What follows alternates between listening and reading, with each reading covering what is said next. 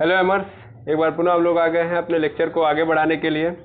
और ये हम लोग का जो चैप्टर है रेस्पिरेशन यानी श्वसन, इसका ये लेक्चर नंबर 2 है। इसके पहले हम लोगों ने समझ लिया था कि आखिर रेस्पिरेशन क्यों होता है, ठीक है, ज़रूरत क्या है। अब रेस्पिरेशन हम स्टार्ट करते हैं। तो मेनली रेस्पिरेशन क्या होता है ध्यान से समझते जाएंगे। चीज़ें लिखी हुई हैं, मैंने पहले भी समझा दी थी, तो बस आपको कनेक्ट करना है। ज़्यादातर यहाँ पे ज़रूरत पड़ेगी मैं एक्स्ट्रा पॉइंट से बताते रहूँगा। तो देखिए रेस्पिरेशन यानी श्वसन क्या होता है भैया, सांस लेना और उसे बाहर करना, सांस लेना और उसे बाहर करना, सिंपल श्वसन कहलाता है, ठीक है ना।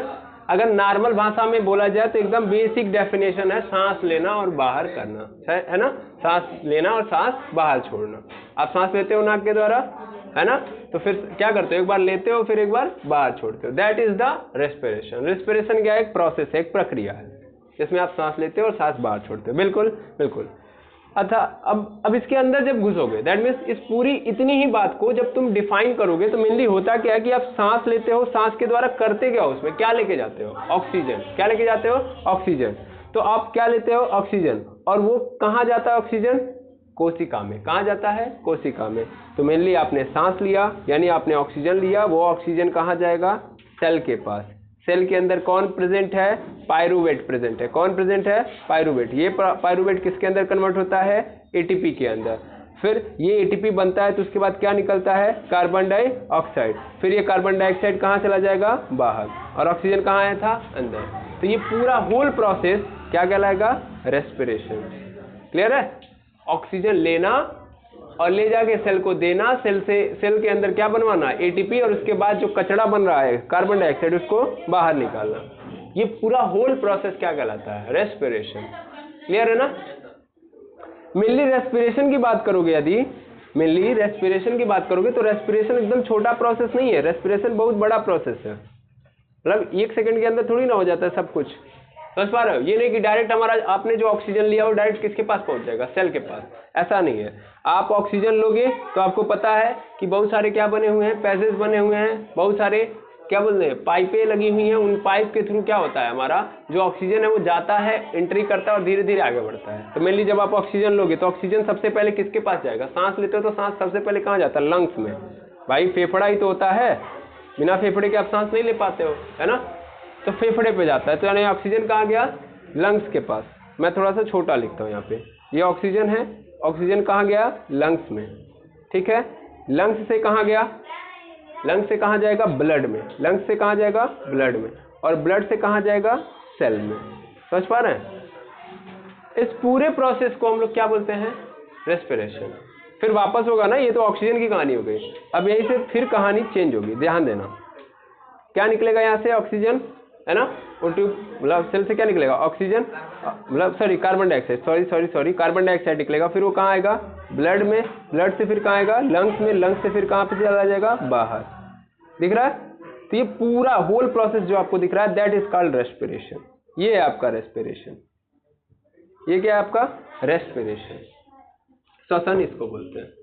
अब इसमें भी थोड़ी सी कहानी को अच्छे से समझिएगा कि देखिए ऑक्सीजन से लंग्स तक पहुंचना, समझ में आ रहा है, ऑक्सीजन से लंग्स तक, सॉरी ऑक्सीजन का लंग्स तक पहुंचना और कार्बन डाइऑक्साइड का लंग्स से बाहर आना, या मैं इसको थोड़ा सा और डिफाइन कर देता हूँ। ऑक्सीजन का ब्लड तक पहुंचना, ऑक्सीजन का कहाँ तक पहुंचना, ब्लड तक पहुंचना, ठीक है। नहीं आप यहीं पे पकड़ो नहीं तो कंफ्यूज होगे। ऑक्सीजन से लंग्स तक जाना, नहीं आप ऑक्सीजन से ब्लड लो, ठीक है। लिटिल बिट कंफ्यूज कर रहा हूँ, मजाक कर रहा हूँ, ध्यान से समझो। ऑक्सीजन का पूरा कहाँ तक पैसेज है, ब्लड तक। मतलब ऑक्सीजन कहाँ पे चला गया, ब्लड में, और फिर ब्लड से कार्बन डाइऑक्साइड कहाँ चला है, बाहर। इस प्रोसेस को रेस्पिरेशन के अंदर ब्रीथिंग बोलते हैं। क्या है, ब्रीथिंग। ये ब्रीथिंग कहलाता है। इसको हम लोग क्या बोलते हैं भैया, ब्रीथिंग। इसको याद रखेंगे, ये ब्रीथिंग है। जबकि ब्लड से ऑक्सीजन का सेल तक जाना और सेल से कार्बन डाइऑक्साइड का ब्लड तक आना, समझ पा रहे हैं, इसको हम सेलुलर रेस्पिरेशन कहते हैं। क्या बोलते हैं, सेलुलर रेस्पिरेशन। क्लियर है ना। सेलुलर रेस्पिरेशन की कहानी अलग है, थोड़ा सा मैं यहाँ पे डिफाइन कर देता हूँ, यहाँ पे ज़्यादा अच्छे से समझ में आएगा। देखिए श्वसन कितने भागों में कंप्लीट होता है, 2 भाग। इन 2 काम होते हैं तब जाके पूरा का पूरा रेस्पिरेशन कंप्लीट होता है। सबसे पहले आप क्या लेते हो, सांस लेते हो, ठीक है ना। क्या बोलते हैं, श्वासोच्छ्वास, इसको बोलते हैं ब्रीथिंग। क्या बोलते हैं, ब्रीथिंग। और दूसरा होता है सेलुलर रेस्पिरेशन। मेनली ब्रीथिंग क्या होती है भाई, तो ब्रीथिंग का मतलब समझना ध्यान से। ब्रीथिंग का मतलब यहाँ पे देखना, ब्रीथिंग मतलब होता है सांस को क्या फेफड़े तक ले जाना और फिर फेफड़े से ब्लड में देना, या फिर ब्लड से फेफड़े तक अशुद्ध वायु को ले जाना, फिर फेफड़े से बाहर निकालना, ही क्या कहलाता है, ब्रीथिंग। समझ पा रहे हो ना, यानी ऑक्सीजन को लंग्स तक, लंग्स से ब्लड तक पहुंचा दिया, फिर ब्लड से जो कार्बन डाइऑक्साइड आ रहा है उसको लंग्स से फिर बाहर कर देना, दैट इज कॉल्ड ब्रीथिंग। इसको ही हम लोग क्या बोलते हैं, ब्रीथिंग। यहाँ पे आपको एकदम अच्छे से पैसेज दिखा दिया गया कि भैया आपने जो हवा ली, वो शुद्ध हवा ली आपने, वो कहाँ गई, नाक के रास्ते लंग्स में, लंग्स से फिर कहाँ चली गई, ब्लड में। फिर आपने जो अशुद्ध हवा, जो कार्बन डाइऑक्साइड, वो कहाँ आएगा, ब्लड से लंग्स में, लंग्स से हवा में, दैट मीन्स बाहर, नोज के रास्ते बाहर हो गया सीधा सीधा। तो ये क्या होगा, ये पूरा प्रोसेस, होल प्रोसेस क्या कहलाएगा, ब्रीथिंग। आप सांस लेते हो यही तो करते हो, सांस लेना। देखो यहाँ पे ब्रीथिंग मतलब सांस लेना, सिंपल समझो, ब्रीथिंग मतलब सांस लेना और सांस बाहर निकालना, सांस लेना, सांस बाहर निकालना, सांस लेना, सांस बाहर निकालना। आई बात समझ में, ठीक। अब यहाँ पे देखिएगा सेलुलर रेस्पिरेशन क्या होता है कि कोशिका के अंदर साइटोप्लाज्मिक ग्लूकोज, ये तो हम लोगों ने पहले समझा हुआ है, मिलिएगा, पहले कहानी की पटकथा पहले समझ लीजिए। जब हमको पता है कि ग्लूकोज कहाँ जाता है, सेल के साइटोप्लाज्म में, तो कितने पाइरूवेट में टूट जाता है, 2 पाइरूवेट में टूट जाता है, और फिर कहाँ चला जाता है, माइटोकॉन्ड्रिया में। लेकिन बिना ऑक्सीजन के पाइरूवेट माइटोकॉन्ड्रिया में चला तो जाता है, लेकिन माइटोकॉन्ड्रिया उस पाइरूवेट से क्या नहीं बना सकता, एटीपी, बिना ऑक्सीजन के। यानी ऑक्सीजन चाहिए तभी क्या बनेगा, एटीपी। तो दैट मीन्स क्या करना भाई, ब्लड से जो ऑक्सीजन है वो कहाँ चला है, सेल में, और सेल के अंदर कहाँ चला जाए, माइटोकॉन्ड्रिया में। माइटोकॉन्ड्रिया में जो पाइरूवेट है उसको किस में कन्वर्ट करा दे, एटीपी में। ये जो प्रक्रिया है इसको हम लोग क्या बोलते हैं, सेलुलर रेस्पिरेशन।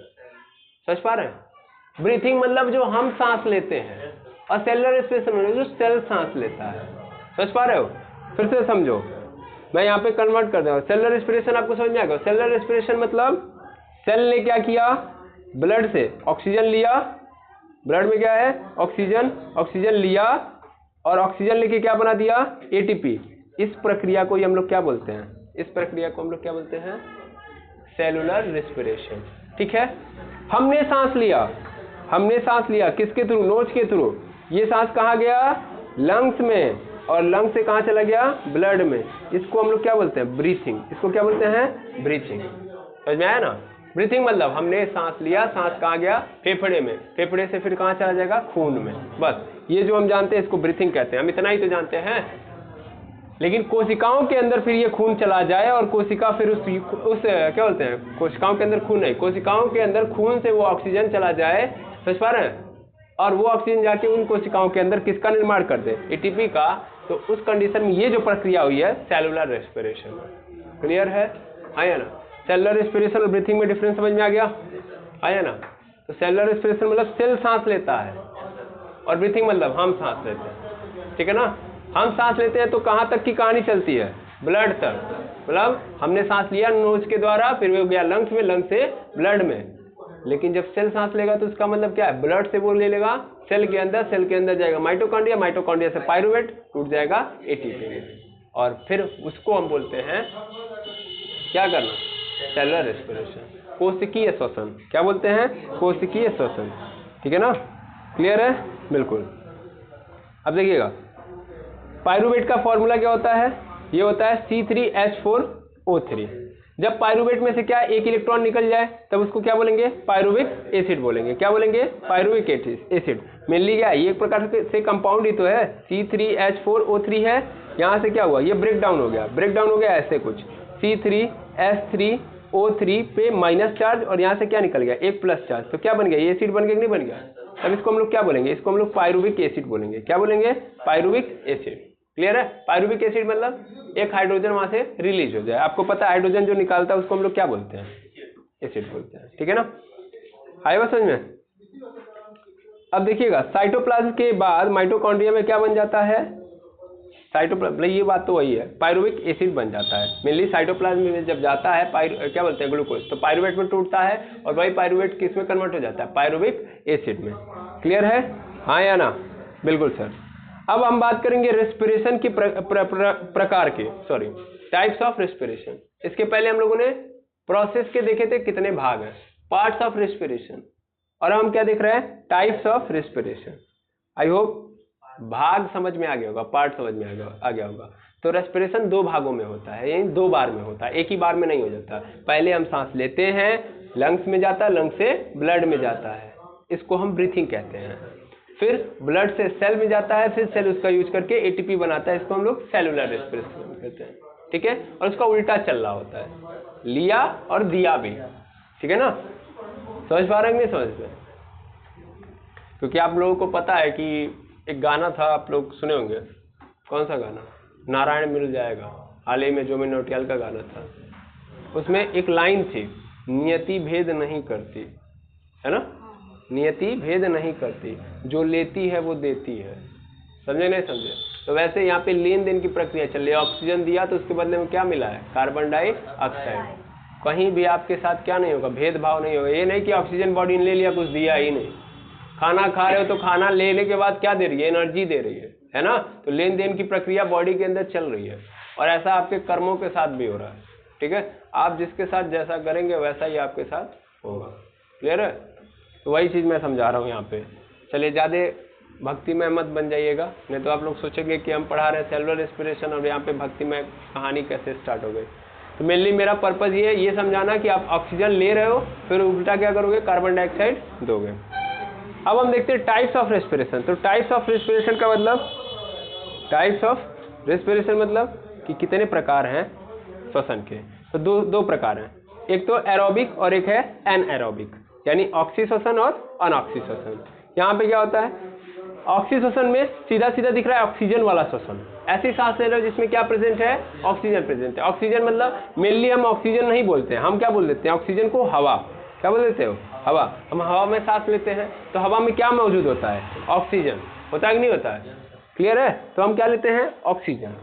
अच्छा, ध्यान से समझना, ऑक्सी श्वसन किसको कहते हैं, तो ऐसा श्वसन जिसमें हम किसके प्रेजेंस में ले रहे हैं सांस, हवा के प्रेजेंस में, यानी हवा है और उस हवा से हम सांस ले रहे हैं। और अनऑक्सी श्वसन मतलब क्या होता है, यहाँ पे एयर प्रेजेंस नहीं होता, यानी जो हवा है वो उपस्थित नहीं होती है, तब जो हम सांस लेते हैं उसको हम क्या बोलते हैं, अनऑक्सी रेस्पिरेशन। समझ पा रहे हो ना?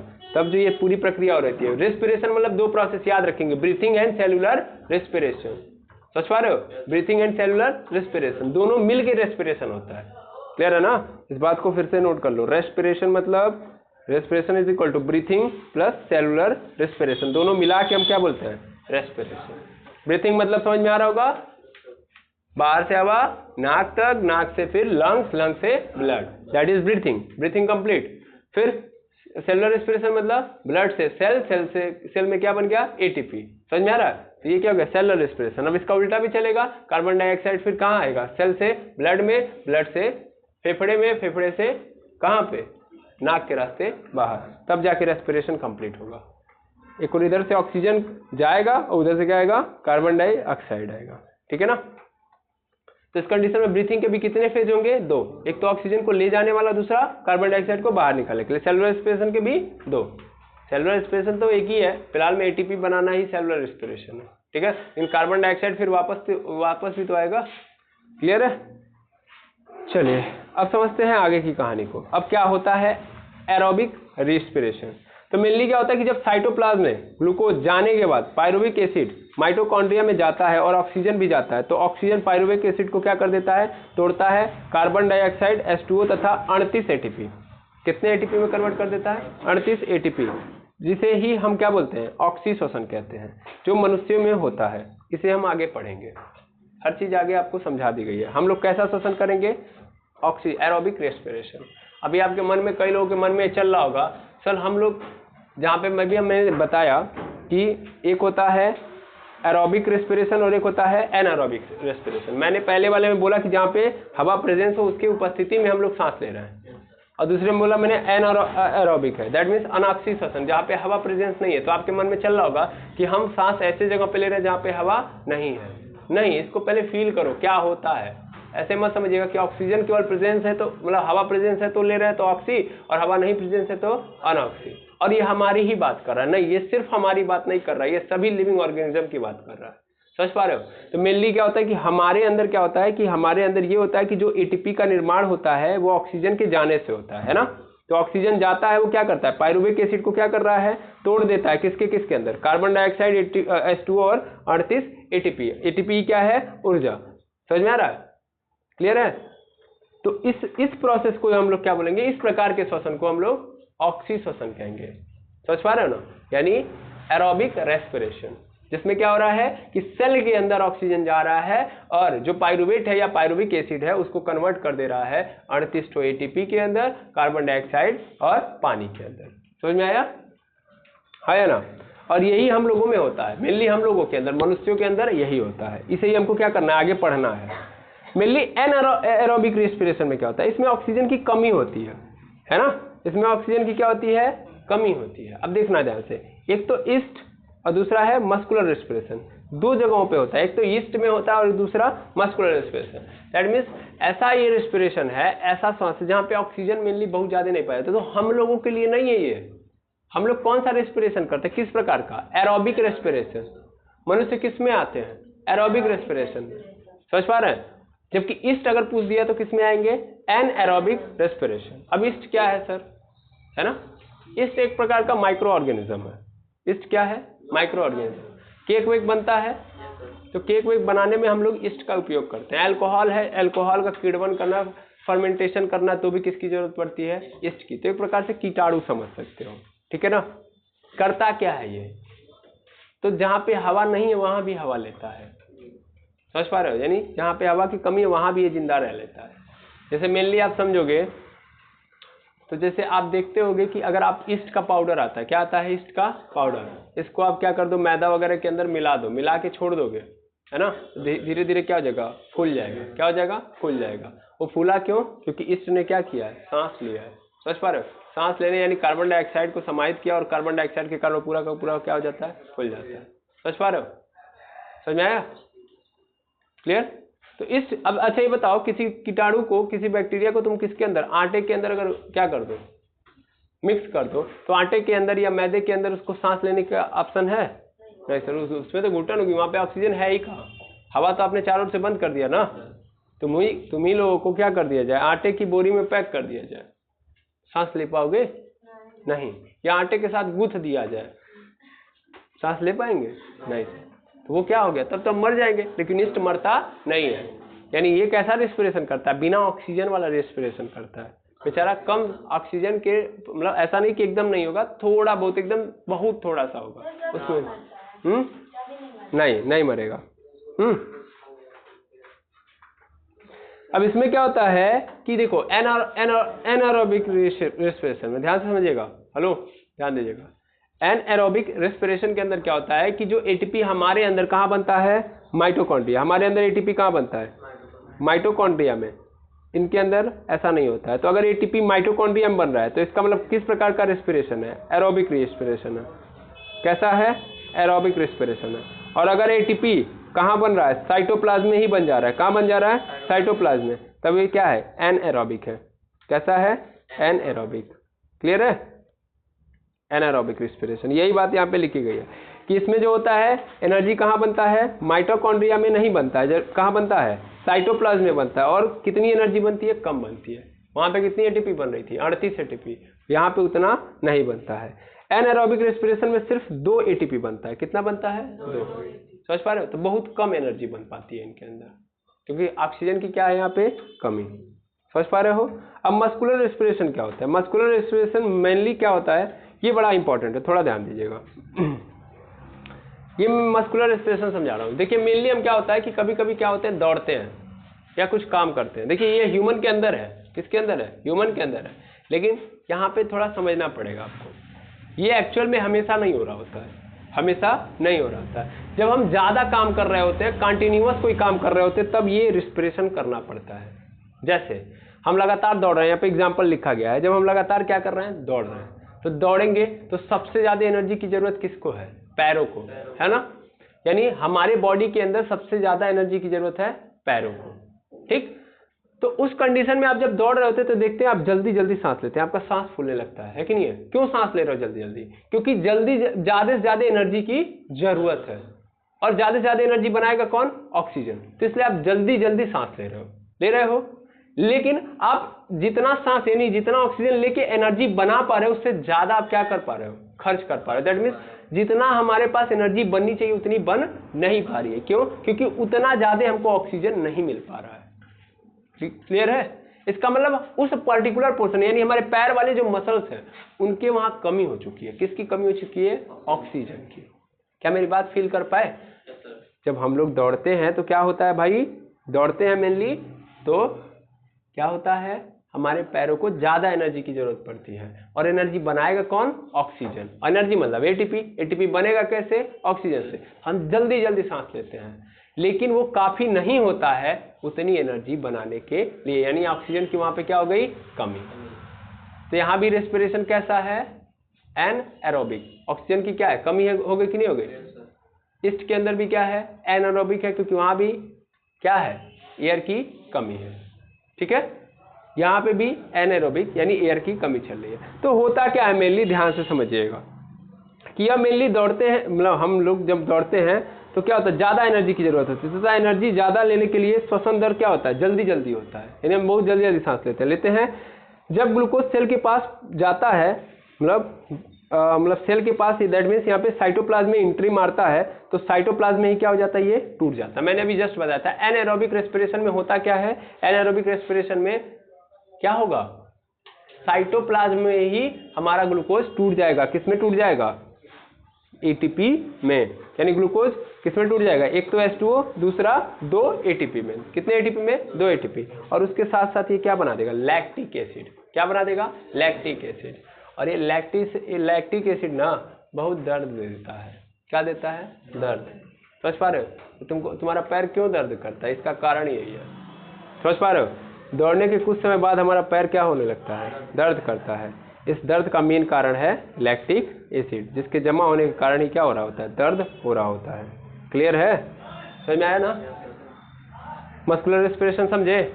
मेनली ऐसे ही अगर हम हाथ से बहुत ज्यादा देरी तक क्या कर देंगे? काम करेंगे, तो क्या होगा? इसमें ऑक्सीजन की क्या हो जाएगी? कमी। क्योंकि एनर्जी क्या है? हमारे हाथों को ज्यादा चाहिए, एनर्जी ज्यादा, और एनर्जी ज्यादा लेकिन ऑक्सीजन क्या हो चुका है? कम। ऑक्सीजन कम, तब उस कंडीशन में ध्यान देंगे हमेशा क्या बनेगा? Lactic acid. क्या बन जाएगा? Lactic acid. और लैक्टिक एसिड क्या होगा? दर्द देगा। समझ पा रहे हैं? तो आपके मसल्स के अंदर दर्द होने का कारण क्या है? कि क्या बढ़ गया है? Lactic acid. क्लियर है कि नहीं है? आया समझ में? क्लियर है? कितने एटीपी बनते हैं इसमें? 2। ठीक, आई बात समझ में? अच्छे से समझ में भी आ गया होगा। अब हम देखते हैं एरोबिक रेस्पिरेशन जो मेनली ह्यूमन के अंदर होता है। एनएरोबिक भी हो रहा है, लेकिन उसके लिए स्पेशल कारण है ना? जब हम ज्यादा खर्च कर रहे होंगे एनर्जी, तब हम देखेंगे। क्लियर है? तब वो हमारे अंदर होगा। दैट मीन्स सीधा मतलब याद रखना, एनएरोबिक रेस्पिरेशन एक ऐसा रेस्पिरेशन है जब ऑक्सीजन की क्या होगी? कमी। ठीक है? और ऑक्सीजन की कमी होगी तो 100% क्या बनेगा? लैक्टिक एसिड, जो हमारे मसल्स के अंदर क्या पैदा करेगा? दर्द। कितनी एटीपी बनेगी? 2। और अगर नहीं सेलुलर रेस्पिरेशन हो रहा है, दैट मीन्स एरोबिक रेस्पिरेशन हो रहा है, तो कितनी एटीपी बनेगी? 38। कितनी? 38। अब ध्यान से देखेंगे, रेस्पिरेशन वे का मतलब है कि जो हमारा सांस है, ठीक है ना, वो कैसे कैसे तक ब्लड तक पहुंचता है। दैट मीन्स हम हवा मतलब ऑक्सीजन लेते हैं तो ये ब्लड तक पहुंचता है ना, तो ब्लड तक डायरेक्ट नहीं पहुंचता है। समझ पा रहे हैं ना? इसके बीच में बहुत सारी पाइपें लगी होती हैं, बहुत सारे रास्ते होते हैं, उन रास्तों से होते हुए कहाँ पहुंचता है? ब्लड तक। तो वही है रेस्पिरेशन वे। ठीक है ना? या रेस्पिरेटरी वे बोल सकते हैं। सबसे पहले सांस कहाँ जाती है? नॉस्ट्रिल में, जिसको क्या बोलते हैं? नासा छिद्र। उसके बाद नसल पैजेज यानी नासा कपाट। उसके बाद सांस जाएगी फेरिंग्स में, फेरिंग्स मतलब ग्रसनी। फिर लैरिंग्स यानी स्वतंत्र। ट्रैकिया, ट्रैकिया मतलब श्वास नली। ब्रोंकाई, ब्रोंकाई मतलब श्वसनी। और फिर ब्रोंकियोलिस मतलब श्वासनिक। समझ पा रहे हैं? इसके बाद यहाँ पे देख पा रहे होंगे ये फिगर, पहले यहाँ पे देख लीजिए, सबसे बेटर ऑप्शन है। ठीक है? देखिए यहाँ से मैंने ज़्यादा ही जूम कर दिया, लेकिन ठीक है, समझिए। ये जो आप देख पा रहे हो यही है नॉस्ट्रिल। क्या है? नॉस्ट्रिल, नासा छिद्र यानी नाक के छेद। ठीक है? यहाँ से हवा जाएगी और ये जाएगी अंदर। ये पूरा का पूरा जो आपको दिख रहा है यही है नसल पैजेस। ये पूरा का पूरा क्या है? नसल पैजेस, ठीक है ना। और नसल पैजेस के जस्ट बगल में देखोगे, जस्ट यहाँ पे मैं दिखा रहा हूँ, देखना ये क्या हो गया? नॉस्ट्रिल हो गया, ये नसल पैजेज हो गया, और ये क्या है? नसल कैविटी।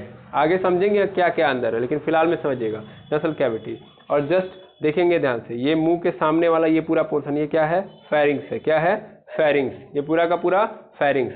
और उसके जस्ट नीचे देखिएगा, नीचे देखेंगे तो क्या आ गया? लैरिंग्स। लैरिंग्स क्या है? ये जो घाटी निकली होती है ना गले में, है ना, जिसको आप दबाते हो, इसको हम लोग लैरिंग्स बोलते हैं, यानी स्वर नली बोलते हैं, सॉरी स्वर बॉक्स बोल सकते हैं, है ना, वॉइस बॉक्स बोलते हैं मेनली इसको, लैरिंग्स को, क्योंकि आवाज कहाँ से निकलती है? लैरिंग्स से। अब यहाँ से एक बड़ी सी पाइप जाती है, जिसको हम लोग क्या नाम देते हैं? ध्यान देंगे, ये लैरिंग्स हो गया। लैरिंग्स के नीचे से क्या निकला है? ये ट्रैकिया। ये क्या है? ट्रैकिया। ट्रैकिया ट्रैकिया आता है, और ट्रैकिया दो भागों में डिवाइड हो जाता है। इसको हम लोग बोलते हैं ब्रोंकाई। क्या बोलते हैं? ब्रोंकाई। फिर से ध्यान देंगे, ट्रैकिया आया, ट्रैकिया कितने भागों में? दो भागों में, ब्रोंकाई में। फिर ये ब्रोंकाई फर्दर फिर डिवाइड होगा। देखो ये आया ब्रोंकाई, अब एक एक के अंदर देखो, ये ब्रोंकाई आया तो एक इधर गया, इधर गया, इधर गया, और देख पा रहे होंगे अलग अलग पार्ट में डिवाइड हो रहा है ना। तो जो डिवाइड हुआ, ब्रोंकाई डिवाइड हो गया, तो ब्रोंकाई डिवाइड हो गया तो इसको हम लोग बोलते हैं ब्रोंकियोलिस। क्या बोलते हैं? ब्रोंकियोलिस। अब ब्रोंकियोलिस भी क्या होता है? फर्दर डिवाइड हो रहा होता है। ब्रोंकियोलिस भी क्या होता है? डिवाइड हो रहा होता है। ध्यान से समझेंगे, बड़े इंपॉर्टेंट है, बहुत ज्यादा इंपॉर्टेंट है, तो समझिएगा। अब ये ब्रोंकियोलिस जो डिवाइड होता है, जैसे ये ब्रोंकियोलिस एक, दूसरा, तीसरा, अब ये देखना डिवाइड हुआ ना, ये एक इधर, फिर इधर, फिर इधर, एक जाल बना रहा है, पेड़ की तरह बना रहा है ना। तो एक को बोलेंगे प्राइमरी, फिर दूसरे वाले को सेकेंडरी, फिर टर्सरी। कई सारे पार्ट में डिवाइड होता है, प्राइमरी, सेकेंडरी एंड टर्सरी। उसके बाद ये प्राइमरी, सेकेंडरी एंड टर्सरी ब्रोंकियोलिस किस में कन्वर्ट होता है? एल्वरी डक्ट। यानी यहाँ पे लास्ट में जाके देखोगे तो गुच्छे के मॉडल, यहाँ पे गुच्छा यहाँ पे नजर आ रहा है। देखो ये जो दिख रहा है ना, ये यहाँ पे जूम करके दिखाया गया है कि प्राइमरी, सेकेंडरी एंड टर्सरी जो ब्रोंकियोलिस है वो कन्वर्ट हो जाता है किसमें? किससे कनेक्ट हो जाता है? एल्वली डक्ट से। किससे? एल्वली डक्ट। डक्ट मतलब गुच्छा, एल्वली गुच्छों से। और एक गुच्छे के अंदर जाओगे तो ये जो एक एक शेप नजर आ रहा है, इनको हम एल्वली बोलते हैं। क्या बोलते हैं? एल्वली। क्लियर है? समझ में आ रहा है? आया ना? इसको समझेंगे। देखिए वही चीज यहाँ पे लिखी गई है। फिर से मैं एक बार चाहता हूं कि मैं आपको और समझा दूं, फिर आप आगे बढ़ो, ठीक है। फिर से ध्यान से देखिएगा। देखिए सबसे पहले आपकी जो सांस जाएगी वो किधर से जाएगी? नॉस्ट्रिल, ठीक है ना। थोड़ा सा ध्यान देंगे, नॉस्ट्रिल, ये पूरा याद रख लेंगे अच्छे से। नॉस्ट्रिल, नॉस्ट्रिल से कहाँ जाएगा? नसल पैसेज। नसल पैसेज, नसल पैसेज से सांस कहाँ जाएगी? कहाँ जाएगी? तो वो जाएगी सर फेरिंग्स में। किसमें? फेरिंग्स में। फेरिंग्स के बाद लैरिंग्स, लैरिंग्स, लैरिंग्स के बाद ट्रैकिया। क्या हो गया? ट्रैकिया। ट्रैकिया, ट्रैकिया से फिर कहाँ जाएगी सांस? तो फिर जाएगी सर ब्रोंकाई में। किसमें? ब्रोंकाई में। दो ब्रोंकाई डिवाइडेड हो गए, है ना। ब्रोंकाई, ब्रोंकाई से मतलब दो पार्ट बनेंगे, ब्रोंकियोलिस मतलब अलग अलग पार्ट बनेंगे। ब्रोंकाई फर्दर क्या होगा? डिवाइड होगा, तो किस में कन्वर्ट हो जाएगा? ब्रोंकियोलिस, ब्रोंकियोलिस, कियोलिस, ठीक। ब्रोंकियोलिस फर्दर डिवाइड होगा, प्राइमरी ब्रोंकियोलिस, फिर सेकेंडरी ब्रोंकियोलिस, फिर टर्सरी ब्रोंकियोलिस, ठीक है। और उसके बाद ये किस में कन्वर्ट हो जाएगा? एल्वली डक्ट में।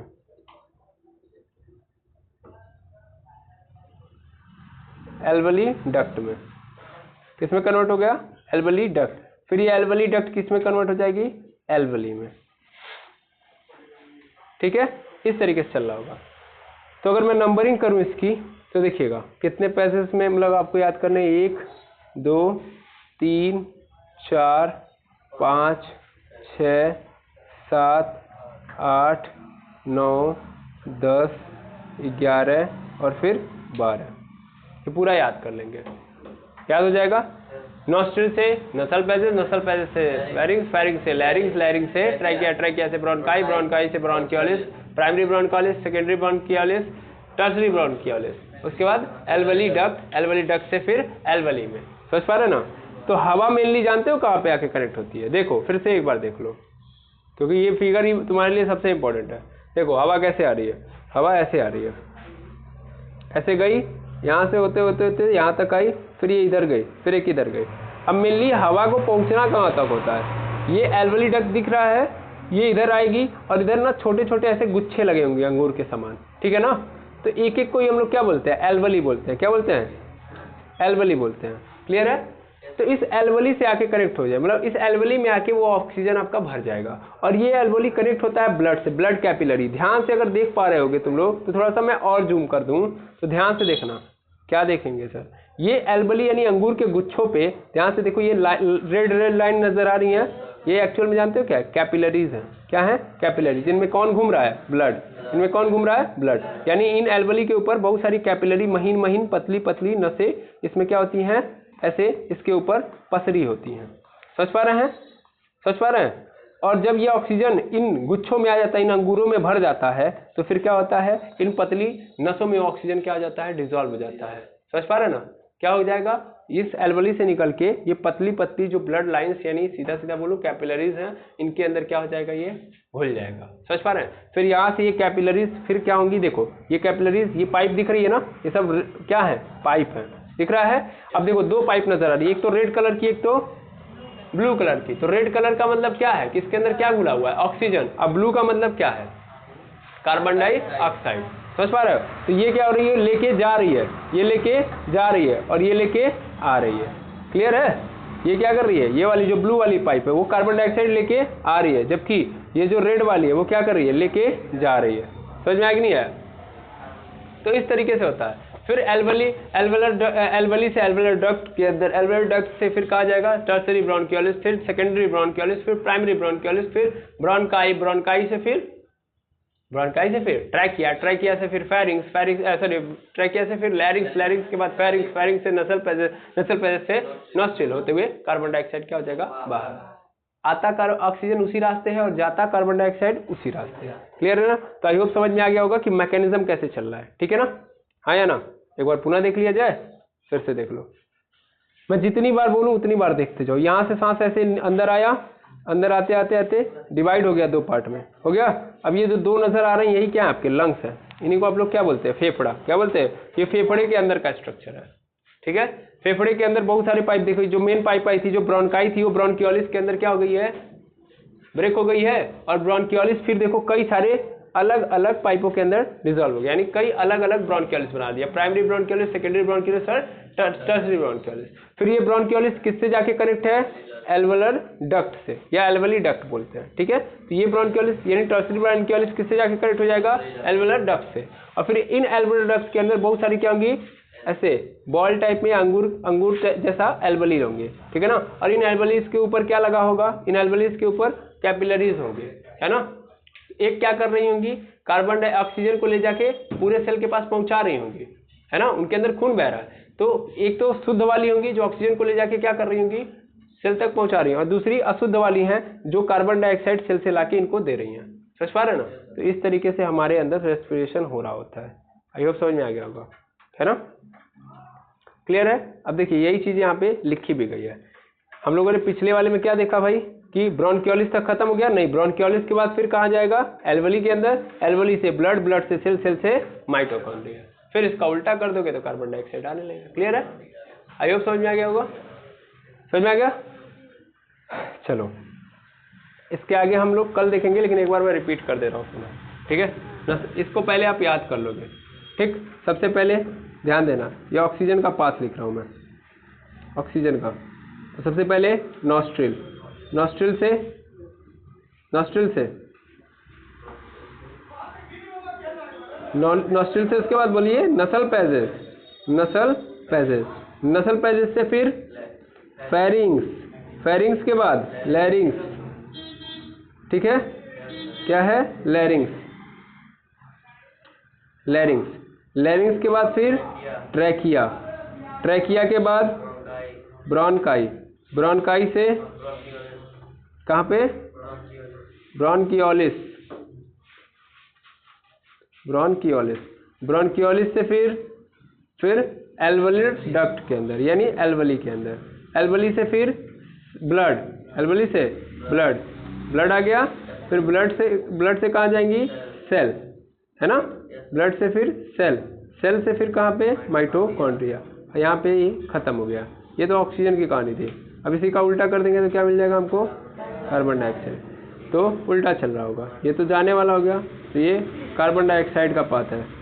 माइटोकॉन्ड्रिया से सेल, सेल से ब्लड, ब्लड से एल्वेली, एल्वेली से ब्रोंकियोलिस, ब्रोंकियोलिस से ब्रोंकाई, ब्रोंकाई से ट्रैकिया, ट्रैकिया से लैरिंग्स, लैरिंग्स से फेरिंग्स, फेरिंग्स से नसल पैसेज, नसल पैसेज से नॉस्ट्रिल, और फिर बाहर। इस तरीके से चल रहा होगा। क्लियर है? आई होप समझ में आ गया होगा। क्लियर है? तो इसका पाथ आज बना के तैयार कर लेंगे। बाकी हम लोग मिलेंगे नेक्स्ट वीडियो के अंदर, जहाँ पे हम लोग इसके आगे की बात कर रहे होंगे।